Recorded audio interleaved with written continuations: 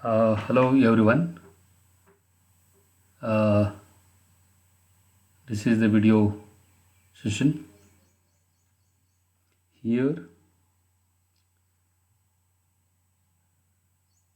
I want to uh,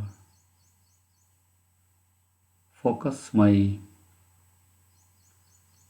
observations of the play The Way of the World, written by William Congreve.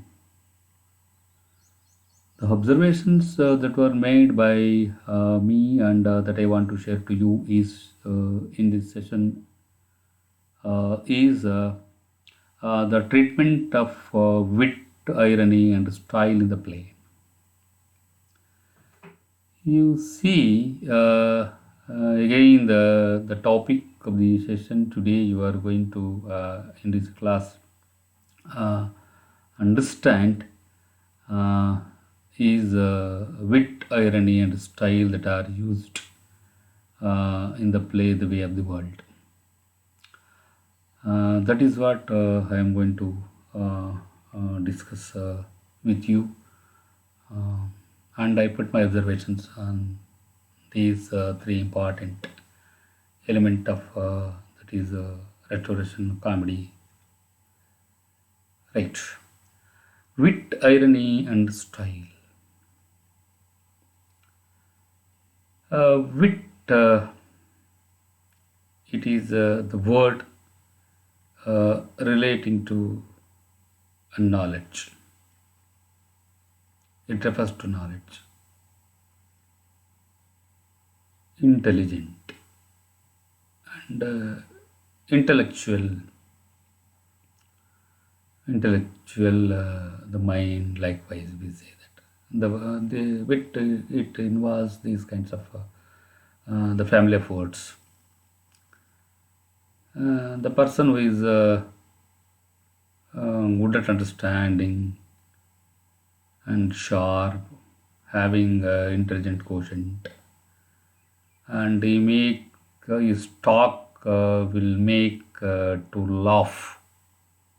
Such a kind of language he uses for humor. Uh, and irony. Irony, that is a satire holding the mirror for the mannerisms and behaviors and language and body languages of a character to show his all his whimsicalities and his shortcomings. And as far as the word style is concerned, it is related to the language that is used by the writer in a piece of writing. In the play, visually, we see the language of conversation, that is the dialogue between the characters and dialogue among the characters, and the speeches of every character. They are sharing and discussing, and they tell me some arguments that we find between the characters on the stage with action and expression of the language. What style that he has used. William Congreve, he brilliantly used language well, and his dialogues were very popular. The play it could become very popular and successful not because of the theme but because of the dialogue that he has written for the play, and it was well enjoyed. And in the language itself, that one can find the irony and wit. That is exuberantly used and successfully used in the play Way of the World. Let us see in the class in detail about the wit and irony and style, how they are used. Yeah, what are the context wherein these three elements are used, how the characters are expressed, all these things with some examples of the dialogue. This is it may be the lengthy session for you to go in detail the three elements of restoration comedy. Right. In the most common use of the word that style describe the author's use of language. within the shorter rhetorical units and the sentence or at most the paragraph. Language, it is most important for the uh, writer. The language that he has used decides that the writer is writing with quality or not. And whatever the knowledge he has, experience he has, vision he had, message he has, that should be expressed in a mode of language with a different style. Therefore, language plays very important role in deciding the style of the writer in any piece of writing. Right, it includes the choice of words and the rhythmic and musical quality of the sentences.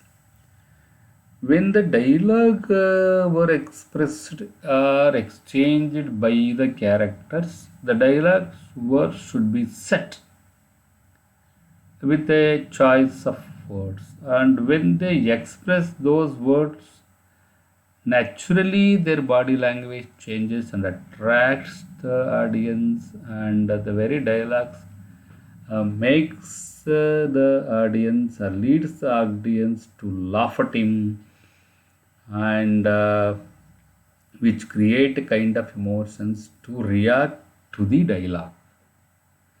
Therefore, choice of words are very important, and the rhythmic and musical quality sentences, and there should be rhythmic and organic musical quality that you find in the language. It is to be well designed and organized by the writer, because the play, the strength of the play lies not in the theme or the message, but in the language. Because very language it reveals what the writer had in his mind and what the writer want to convey to the reader and the audience of the play. Therefore, the language that is used by the writer is very important, particularly in the play. When the play is enacted, their language plays very important role. If the character doesn't express the dialogue very carefully and interestingly and effectively, it doesn't affect the audience, and therefore language plays very important role in considering the style. Therefore, here William Congreve wonderfully used his style of language in the dialogue and conversations, in the long and lengthy sentences, the lengthy sentences, and in the conversations that we follow in the play. Since it also includes the discussions of the relations of the language to thought, fact, and reality, that some point it becomes identical with the discussions of wit and irony. The wit and irony, it depends on the language which is used by the writer. The wit and irony that it is decided are considered by the way in which the language is used rhetorically, and having a kind of a quality of the language that you should use with its own experience. If irony is included in the discussion, then arbitrary limits must be set, because from some points of view, irony pervades the way of the world. Naturally, any restoration play should have uh, elements of irony, wit, and style. But here, Congreve, the way of the world, he uh, used these three elements worthfully. So the play becomes so popular when it is demonstrated in the theater.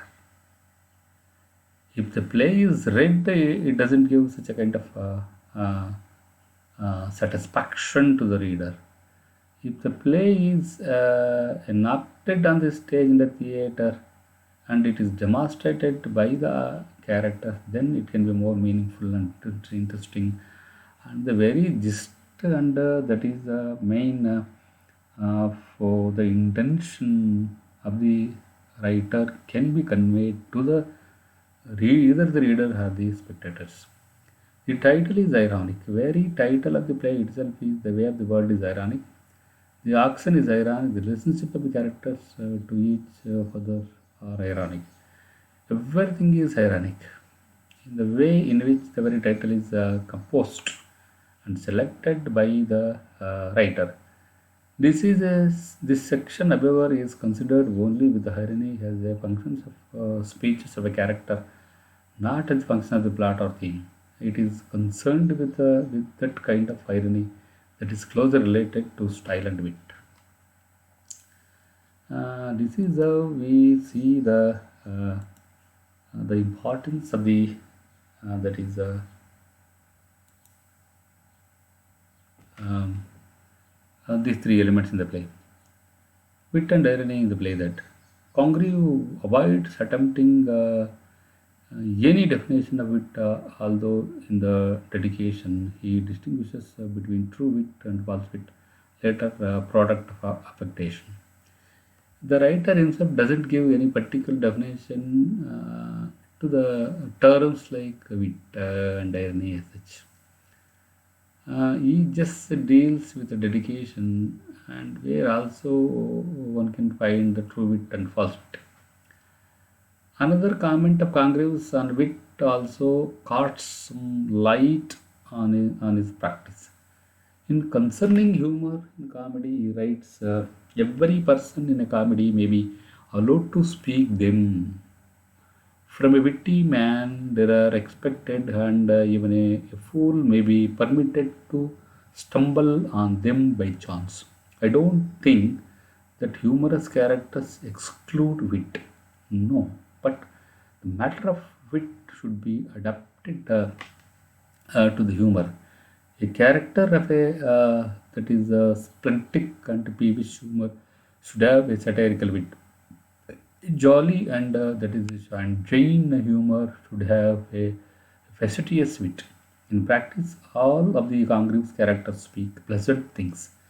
There is not a speech that does not have its biting edge of it, satire and irony.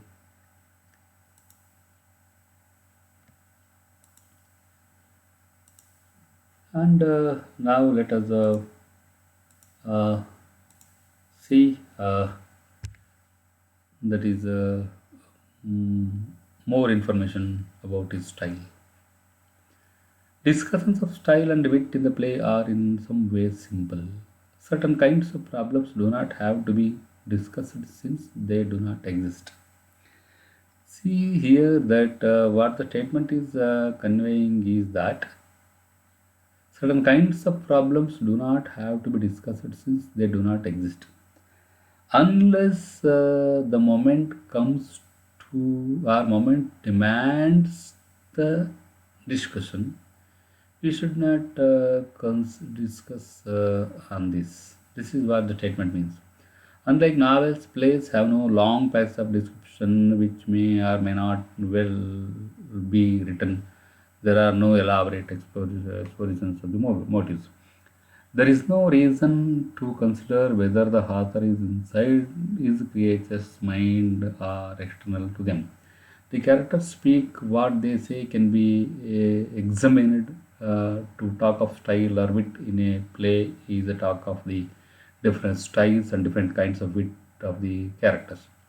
Congreve wrote so that his characters were sharply differentiated by their speech patterns and their wit.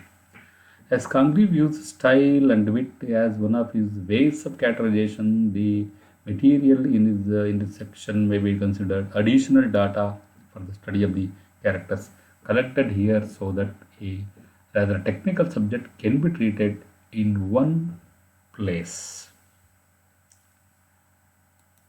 Right now, we shall see the use of that is in the style. We see the use of long sentences in the whole play. Mirabel's style is not an easy one. We do not feel that he is spontaneous, for his periods are carefully prepared. The sentences are long, flowing, and syntactically intricate. He indulges in no slang or canting expressions. While he can be acid in his judgment, there is no that is vituperation in his speech. The objections of his disciple are so deftly lanced in his gracious praises that they can scarcely feel a knife. Mirabelle's wit and irony are also intricate.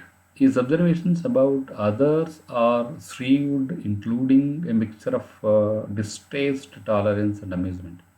Considerable irony is also directed at himself. There is a strong element of self-criticism that makes him the most unusual hero. It is most important thing. Uh, any number of speeches might serve to reveal these characteristics. Uh, this famous speech uh, from the first act about his feelings towards Millamant do. See that the long passages were also can be used in the play. That is one such passage I am going to focus. That is, I will tell thee, Final, she once used me with that insolence, that in revenge I took her to pieces, shifted her and separated her feelings, and studied them and got them by rote. This is we see many more that is long patches that are each and every character that is more relevant and other characters used in the play that we see in the whole play. And now we see that nature of conversations of the language that they are used in the play.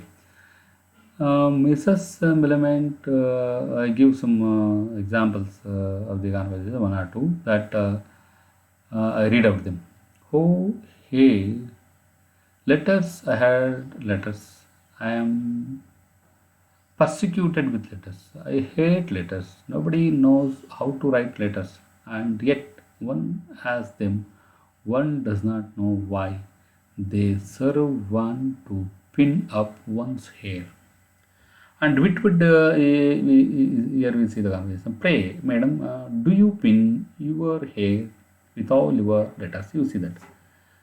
Madam, do you pin your hair with all your letters? This is we see the many more conversations in the play as well. And let us see some dialogues, very few dialogues I am going to quote. It is the dialogue, how the dialogues were used. In the previous scene, more serious in content, the space changes. There is still a teasing element, but there is less skipping from the point to point. Filament is stating her conditions for marriage. And one such dialogue is Trifle has liberty to pay and receives visit to and from whom I please to write and receive letters without interrogatories or why faces on your part to wear what I please and choose conversation with regard only to my own taste to have no obligations upon me to converse with wits that I do not like because they are your acquaintances. This is we see the wonderful that is dialogues by different characters in the play as well. And the style we can see now in the play that final style, how the character final, the male character, important the character in the play that is what style he is going to use for his purpose. Final style and wit must be differentiated from Mirabel's style. His sentences are not as long as the contemplative as Mirabel, and his wit is more direct and somewhat crueler. Therefore, his very speech itself consider or decide so that he is such a the bad character sometimes. Right. His sentences are not as long as the contemplative as Mirabal. Mirabal dialogues were very contemplative. He was more talkative, as still he is a man of contemplation, and he think and speak immediately. He could not come to any kind of decision, as he is a man of very realistic such. He is such a intelligent. That is the character. Right, since Congreve himself, that is, commented that readers and audience could not always distinguish between the Witwoud and his true wits. Witwood's speeches demand especially careful examinations. Here, the very important thing is that where character is the that is imbibed and involved in the very name itself. Very typical names were used by that is Congreve to that is React. And therefore, we see such a kind of that is dialogues by the people of the play, sorry, character of the play. Petulant style and style is a different one with a very common that is the character. In the very beginning, that is Congreve said that that is wit and irony are instead is not always confined to the major characters, and it is also confined to every character. That depends on the character and the situation where he is going to present his that is dialogue. Petulant is a very important character, though it is very minor character. Here we see the style and wit in his dialogue. Petulant style and wit are included in his name. He has a humor to be angry. That is an example of Johnsonian humor, or perhaps he affects humor. Lady Whisper's style, like everything else about her, is of special interest. Her manner is abrupt. Her mirror of arbitrary, pretty tyrant. She is like all Congreve's characters. She has perhaps unconsciously a fair amount of it, more than anything else in the play. Her verbal attack on others is direct vituperation, and no unit of thought is longer than a few words. It is clear that she shouts when annoyed and irritated, and she is always in a state of annoyance. The term irony has a different meaning in when one is discussing Lady Wishport. It's true that she does indulge in heavy-handed that is sarcasm, but unconscious irony is more important. She responds to the accidental images of words in ironical self-revelation. And that is what we see in Petulant and that is Lady Wishport. And now let us see that when we observe all the characters and sequences, dialogue, language that they are used, and style that are used in the whole play, we come to the conclusion that the play is full of wit and irony, with a wonderful style of using language by the William Congreve. Uh, Let us going to conclude how that is brilliantly William Congreve has used wit and irony with a wonderful style of the prose in the Restoration comedy. Let us see one more character, that is Foible, the very minor character, reports that Mirabell said that he would handle Lady Wishford. Handle me. Would he, would he durst? See the statement. Handle me. Would he durst? She cries. Such a foul mouthed fellow. It is clear that the word handle means to her, and the reader may or may not to catch ambiguity of the would he durst. Her speech as she repaints her face while waiting for Sir Rowland is a group of short, uh, that is flustered comments that constitute her regular manner and unconsciously ironic descriptions of her hypocrisy. In what figure shall I give is hard the first impression. This is we see the wonderful that is dialogue patterns where we find a kind of wit and irony in the whole play. Example can be multiple. The one might only add lady. Wishford's remark when she discovers that her daughter's fortune will not be lost. It is plain thou has inherited thy mother's prudence. Sorry, a highly ambiguous compliment in the light of Mrs. Fainall's unsatisfactory love affair with Mirabel and Lady Whispered misjudgment of Mrs. Marwood and Sir Roland. This is how throughout the novel we find wit and irony. It is magnificently used by the wonderful language of the that is William Congreve. That is thank you, students. That let us see that uh, how the play reflects the full of wit and irony, and with the wonderful style of language that is used by the William Congreve. Is master of dialogue. Is more the that is all five plays that is gave him good name and fame even today. Right. Thank you for listening this long discussions about wit and irony. They are the very important features of the comedy of manners in the Restoration period. They that is respectively that is represented and reflected in the play, effectively reflected in the play that is We Have the World by William Congreve. Thank you for listening. Thank you. Meet again. Thank you very much.